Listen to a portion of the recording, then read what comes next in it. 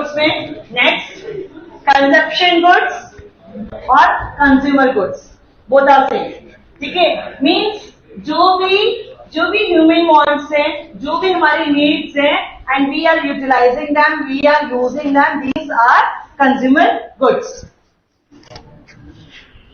These goods are used by ultimate consumers, means जो भी consumer जो है वो यूज कर रहा है, ठीक है, वो क्या है, कंज्यूमर गुड्स है। ठीक है, और वहीं पे हमने क्या कहा, capital goods.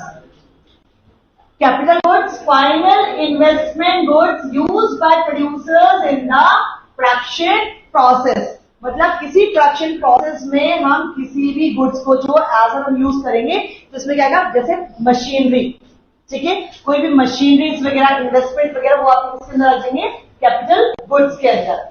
These goods are directly satisfy human wants, कि हम क्या करते हैं, वी आर डायरेक्ट डिमांडिंग, कि हमें एकदम से हमें क्या चाहिए, पेन चाहिए, हमें कॉपी चाहिए, हमें वटेवर कोई भी सामान चाहिए, हम गए मार्केट में और हमने उसकी डिमांड करी और हम उसको लेकर आ गए, तो it means that is consumer goods. ठीक है, यहाँ पे क्या होगा, these goods indirectly satisfy human wants, ठीक है, जो हमें क्या करेंगे, इनडायरेक्टली हमें सेटिस्फाई करती है, जबकि ये हमें डायरेक्टली सेटिस्फाई करेंगे। जरूरी नहीं है कि पूरा हमने बोल देखना है, हम उसको सिंपल जो उसके मेन यूज पॉइंट्स हैं हम उसको फॉलो कर सकते हैं। They are meant for final consumption, ठीक है, जबकि यहाँ पे मेंट फॉर फाइनल इन्वेस्टमेंट होगा। एक बार आपने उसे खरीद लिया है, एक लंबे टाइम के लिए आपके पास वो रनिंग में है। ठीक है, लाइक जैसे हमने क्या कहा, कैपिटल गुड्स आर ड्यूरेबल, क्योंकि यहाँ पे एग्जांपल क्या है आपका, प्लांट्स एंड मशीनरीज। ठीक है, कोई भी लंबे टाइम के, जैसे रेफ्रिजरेटर्स, एसी, मतलब इस तरह की जो गुड्स है क्या होंगे, एक लंबे टाइम यूज होंगी। ठीक है, दीज गुड्स में भी यहाँ पे नेचर क्या होगा, कंजप्शन गुड्स का, may be durable and non durable. Already हम लोग इसको पढ़ चुके हैं, काइंड्स ऑफ गुड्स ना, कि ड्यूरेबल कौन सा होगा, नॉन ड्यूरेबल कौन सा होगा, सेमी ड्यूरेबल कौन सा होगा। ठीक है, ये सब हमारे जो है वो रीड कर चुके हैं हम इसको। ठीक है, अब बात करते हैं डेप्रिसिएशन की। डेप्रिसिएशन में अगर हम बात करें, डेप्रिसिएशन मीन्स हमने क्या कहा, टू रिड्यूस दी एसेट्स। ठीक है, किसी भी कारण से जो है आपका रिड्यूसमेंट एसेट्स हो रहा है, तो यहाँ पे क्या होता है, 3 टाइप्स का आपका डेप्रिसिएशन होता है। ठीक है, नंबर 1 जिसमें हमने क्या कहा, नॉर्मल वियर एंड टियर।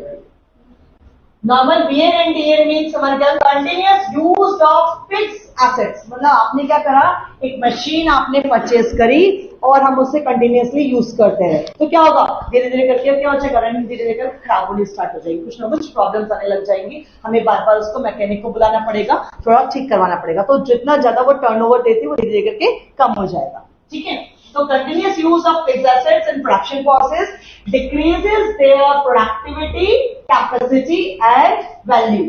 तो इसका मतलब वो क्या हो गया, वो आपका डेप्रिसिएशन हो गया है। ठीक है, नॉर्मल वियर एंड टियर जिसको हमने कहा। ठीक है,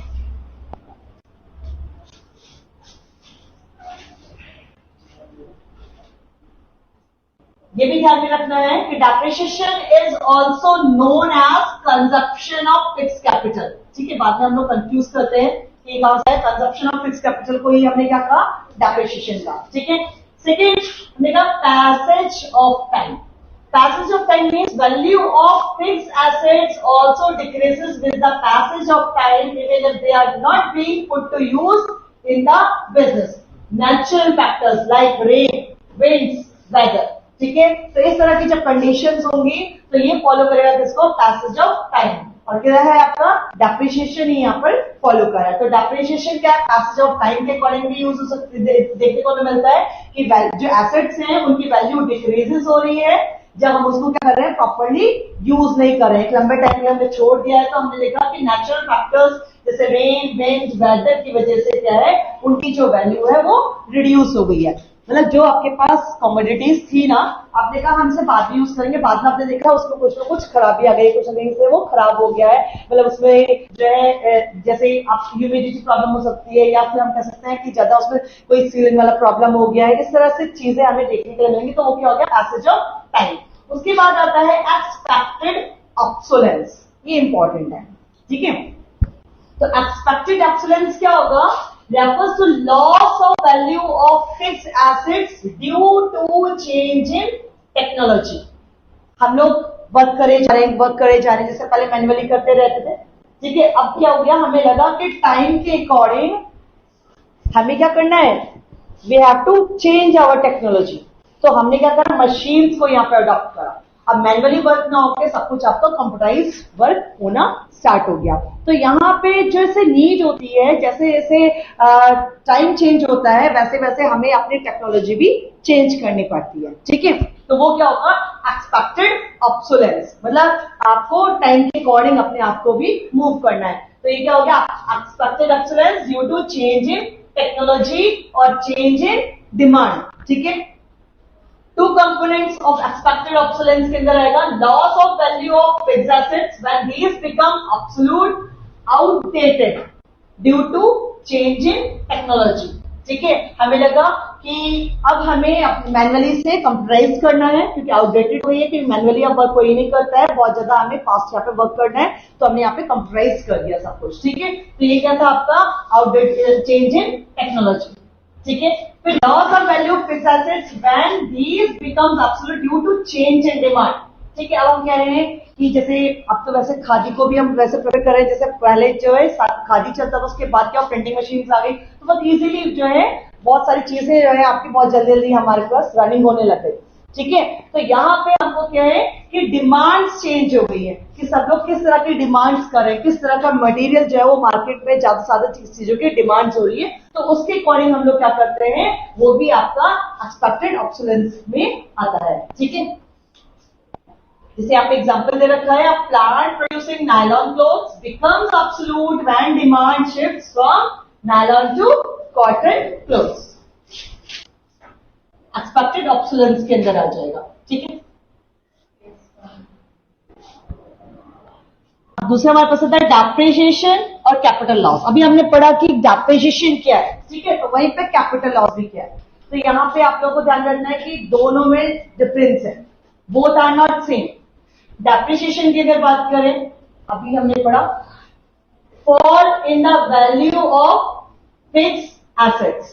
ठीक है, three types of normal, wear and tear, passage of time and expected obsolescence. जबकि यहीं पे कैपिटल लॉस की बात अगर हम करते हैं तो हमने क्या कहा, due to unforeseen obsolescence means natural calamities, earthquake आ गया, अचानक से कोविड आ गया।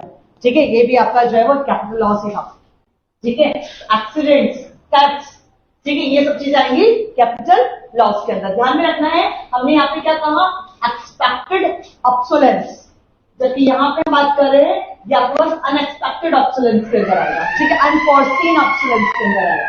ठीक है, it does not stop the production process, means depreciation क्या करेगा, रिड्यूस दी एसेट्स, ये नहीं कि पूरा टोटली खत्म कर देगा। ठीक है, वो क्या करेगा, बस एसेट्स को रिड्यूस करेगा। लेकिन यहाँ पे जब कैपिटल लॉस की बात करते हैं, it stops the production process. हमने कहा ना अर्थक्वेक आ गया, सब कुछ खत्म हो गया, सब बर्बाद हो गया है ना। ठीक है, तो वो क्या हो गया, that is capital loss. Provisions made for replacement, यहां पर हम लोग क्या कर सकते हैं, रिप्लेसमेंट हो सकती है assets as a result expected loss, जो भी हमारा नुकसान हुआ है। जबकि यहां पे no provision is made in case of capital loss.